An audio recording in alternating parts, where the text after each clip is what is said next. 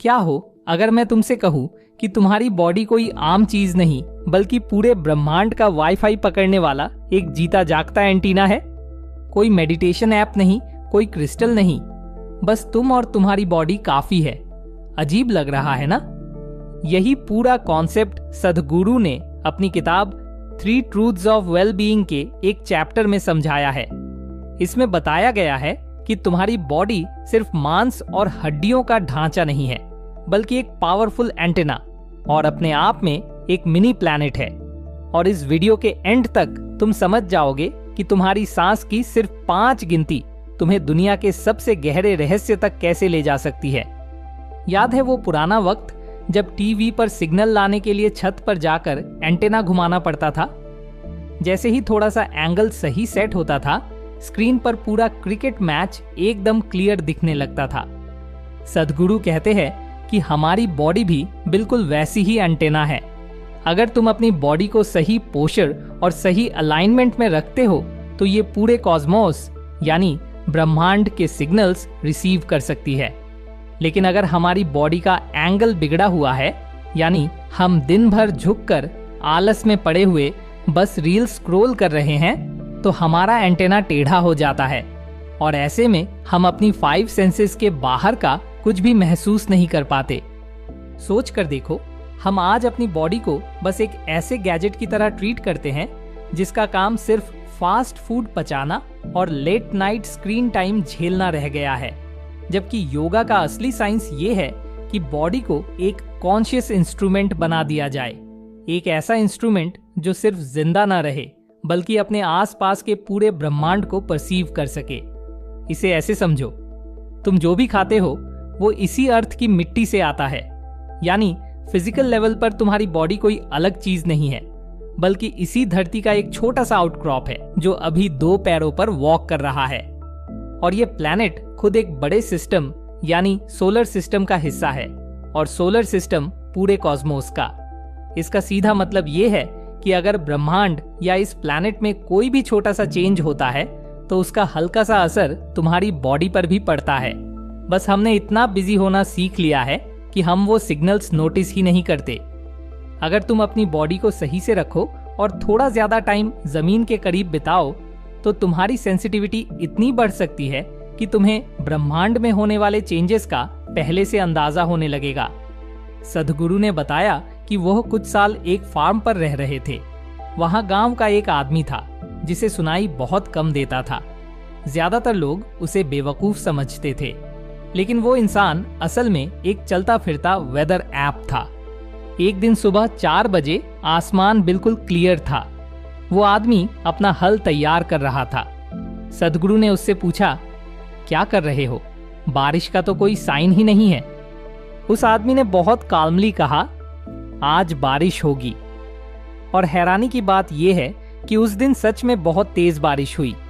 इसके बाद सद्गुरु ने क्यूरियोसिटी से हफ्तों तक हवा, मॉइस्चर और टेम्परेचर को फील करने की कोशिश की। कई मीटरोलॉजिकल बुक्स पढ़ डाली, लेकिन फिर भी वो उस गांव वाले जैसी सेंसिटिविटी नहीं ला पाए। फिर उन्हें रियलाइज हुआ कि हमारी सबसे बड़ी गलती क्या है। हम हवा, पानी, जमीन और फूड को बस कमोडिटीज की तरह देखते हैं। हम भूल गए हैं कि हम भी इसी नेचर का हिस्सा हैं, और क्योंकि हम खुद को नेचर से अलग मानते हैं, हम उसके सटल सिग्नल को मिस कर देते हैं।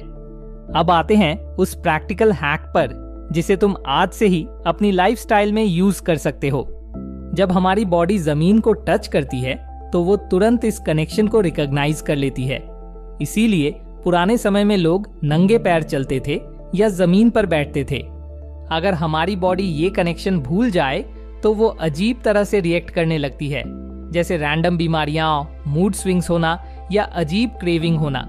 लेकिन अगर तुम उसे बार बार याद दिलाओ कि तू इसी धरती का हिस्सा है, तो वो वापस अपने अलाइनमेंट में आ जाती है। इसीलिए सद्गुरु की एक बहुत सिंपल टिप है, अगर तुम बार बार सिक पड़ते हो या थका हुआ फील करते हो तो जमीन पर या बहुत पतली चटाई पर सोना शुरू करो और दिन में रोज कम से कम आधा घंटा मिट्टी पर शांति से बैठो। यकीन मानो, तुम्हारी हेल्थ में ऐसा इम्प्रूवमेंट आएगा जो कोई महंगा सप्लीमेंट नहीं दे सकता। ये बस तुम्हारी बॉडी का एक फ्री अपग्रेड है। और अब आते हैं सबसे गहरे रहस्य पर, सांसों का गणित। एक नॉर्मल इंसान 1 मिनट में 12 से 15 बार सांस लेता है, लेकिन सद्गुरु कहते हैं कि अगर तुम इसे कॉन्शियसली एंड एफर्टलेसली कम कर सको तो तुम्हारे परसेप्शन का लेवल पूरी तरह बदल सकता है। अगर तुम 1 मिनट में 11 ब्रेथ्स लेते हो तो तुम्हें वेदर और आसपास के एटमॉस्फेयर की गहरी समझ होने लगती है। अगर ये 9 ब्रेथ्स हो जाएं तो तुम्हें जानवरों और दूसरे जीवों की वाइब्स और उनके सिग्नल समझ आने लगते हैं। 7 ब्रेथ्स पर तुम खुद अर्थ की भाषा और उसके चेंजेस को महसूस कर सकते हो।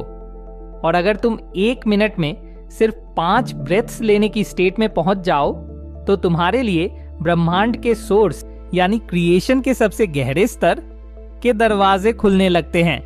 लेकिन ध्यान रहे, ये जिम में सांस रोकने जैसा कोई टॉर्चर नहीं है।